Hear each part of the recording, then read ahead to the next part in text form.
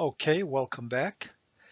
Let us keep going together to explore some of the multi-layered information capacities of DNA. We've already explored some. We'll explore just a couple more areas to hopefully bring the point home. And as I said, to me, this is really the most fascinating set of lectures in the entire course because it is just unfathomable, the complexity that resides within the DNA code.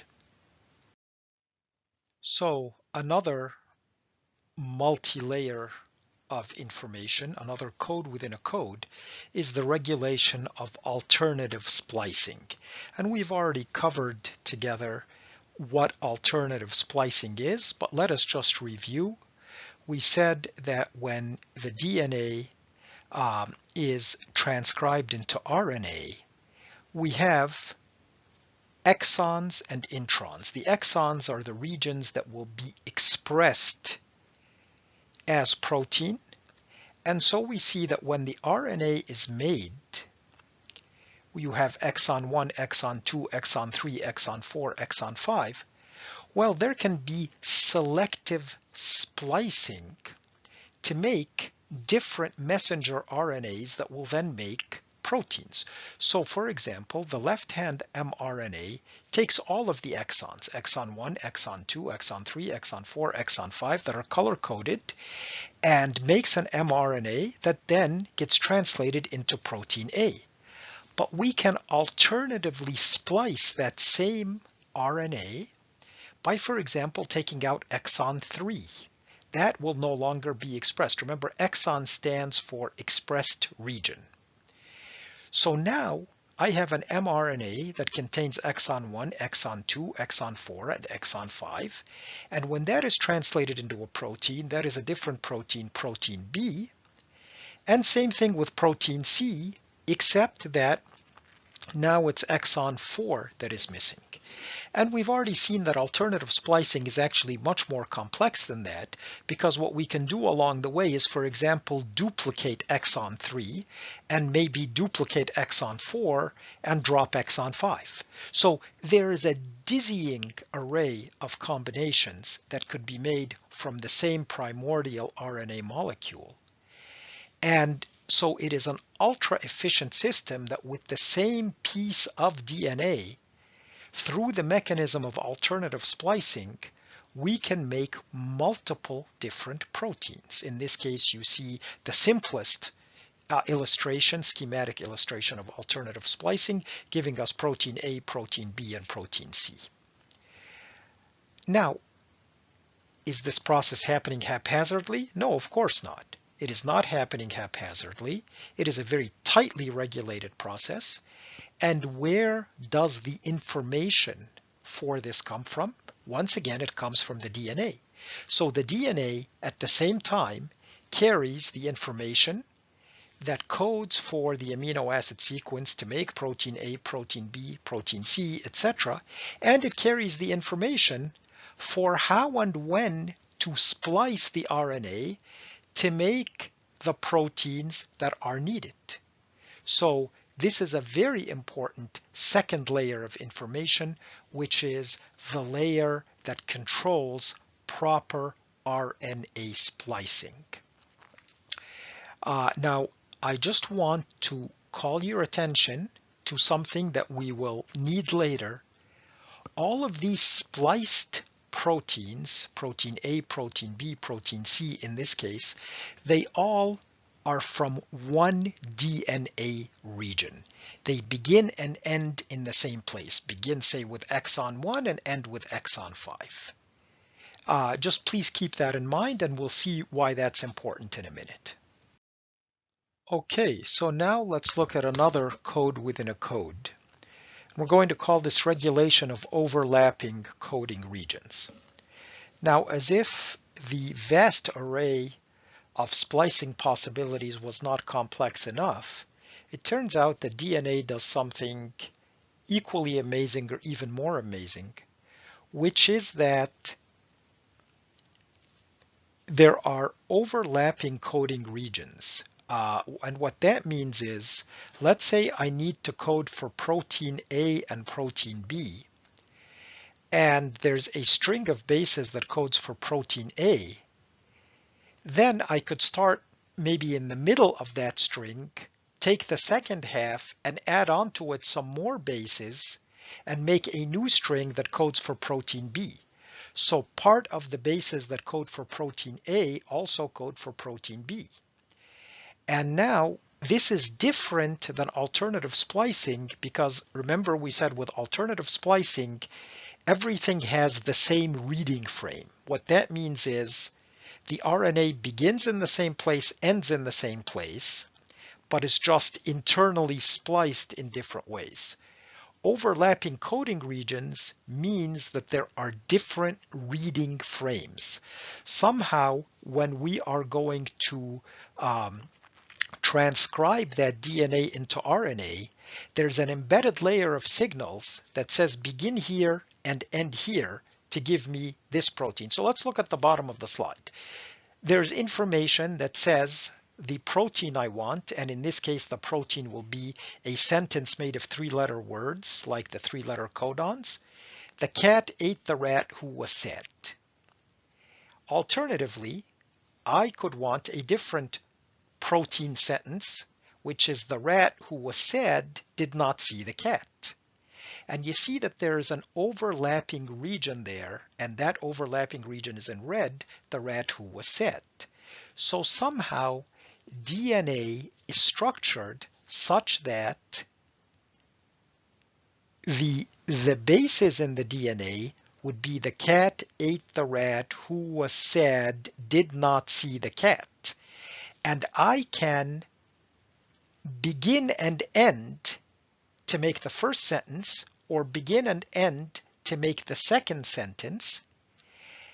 And that information for the overlapping reading frames, where do I begin and where do I end, so that I could use part of the nucleotide sequence for one protein to make a second protein, that is a very, very complex set of regulations. That requires a tremendously fine balance. And that is precisely what this paper here mentions, that this was the beginning of the discovery of this sort of dual coding genes. And let us begin reading part of the abstract together. So it says coding of multiple proteins by overlapping reading frames. And again, this is not the same reading frame but spliced differently, but overlapping reading frames like we just covered. Coding of multiple proteins by overlapping reading frames is not a feature one would associate with eukaryotic genes. Eukaryotic genes are our genes, genes in a nucleus. Indeed, codependency between codons of overlapping protein coding regions imposes a unique set of evolutionary constraints, making it a costly arrangement. Yet in cases of tightly co-expressed interacting proteins, dual coding may be advantageous. Here we show that although dual coding is nearly impossible by chance, please focus on that. Here we show that although dual coding is nearly impossible by chance, a number of human transcripts contain overlapping coding regions. Let us stop here. Over time, this has only grown in importance. And so you see again this multi-layered function, this code within a code, and these authors are stating outright that to get this sort of intricate structure, that is essentially impossible by chance.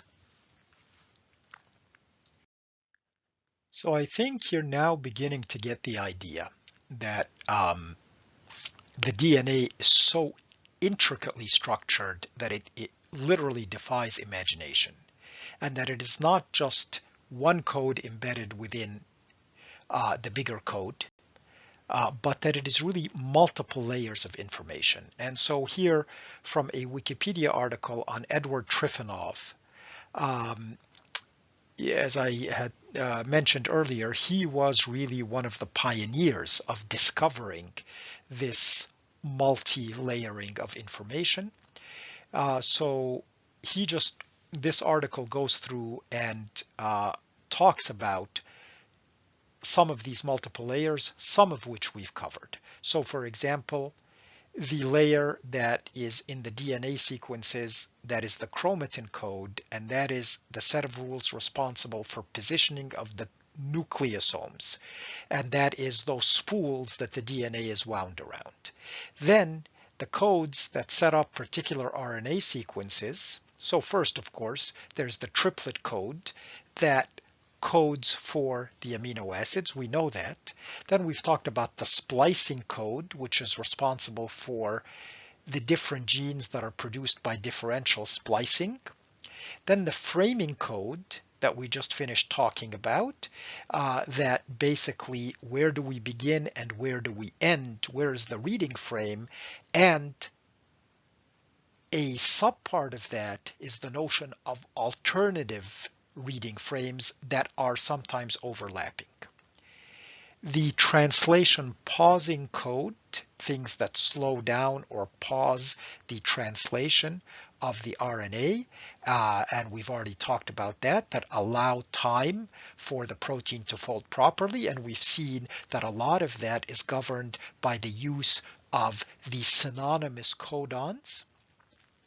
And so again, that goes into the protein folding codes that allow portions of the protein to be formed at different speeds so they can fold properly, and so on and so forth. And again, we can't cover everything, but we are just using this because these are all papers that were contributed to by Triffenov. So you see how much he personally has contributed to uncovering many of these codes, and it's a nice way for us to review some of the things that we've already talked about. And so, of course, each time one of these discoveries is made, interestingly, it filters out into the popular press because this is very exciting and is called a second genetic code. So you see an article from the New York Times in 1988 that is saying a second genetic code has been deciphered, solving a protein synthesis puzzle.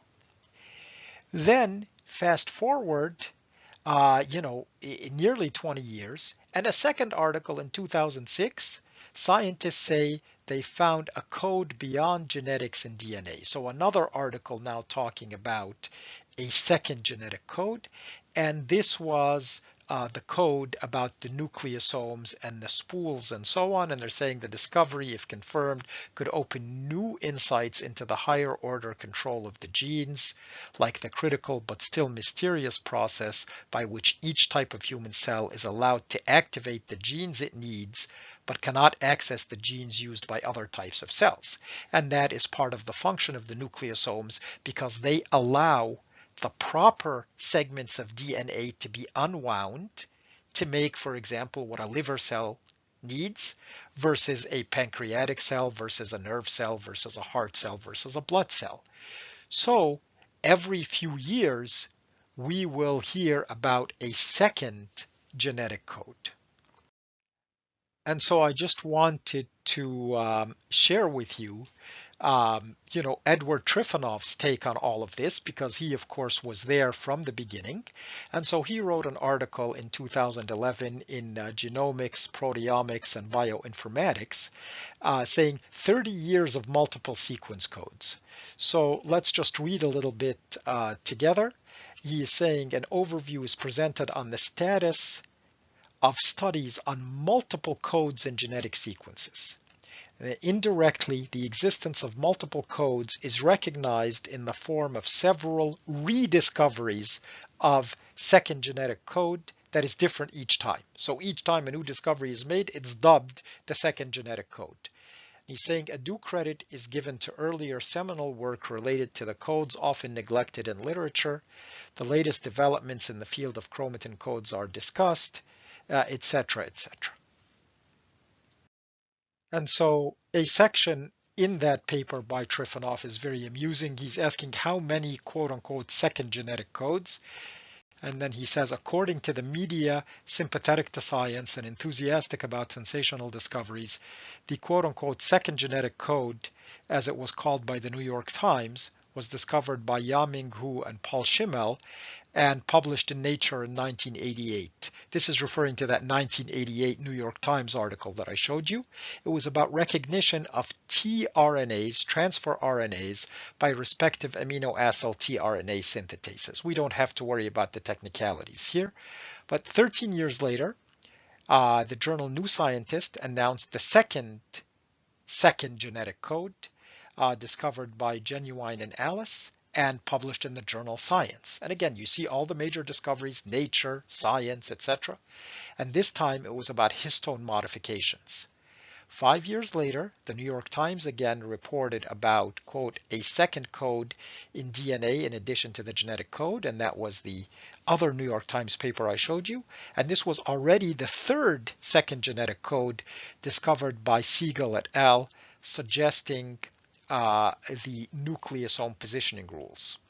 And one surely would raise eyebrows having learned that there's also the fourth second genetic code on interaction specificities between proteins and DNA, and the fifth second genetic code, the name given by Nature magazine to the set of rules governing gene splicing. Bewildered reader naturally would say, I'm done with seconds, can I have a third? The conclusion from the above is obvious. One has to admit that the genetic sequences carry many different codes. If we are to know what the sequences are about, we have to detect and decipher these codes. The time of surrender to junk and selfish DNA are over, and non-coding becomes a misnomer.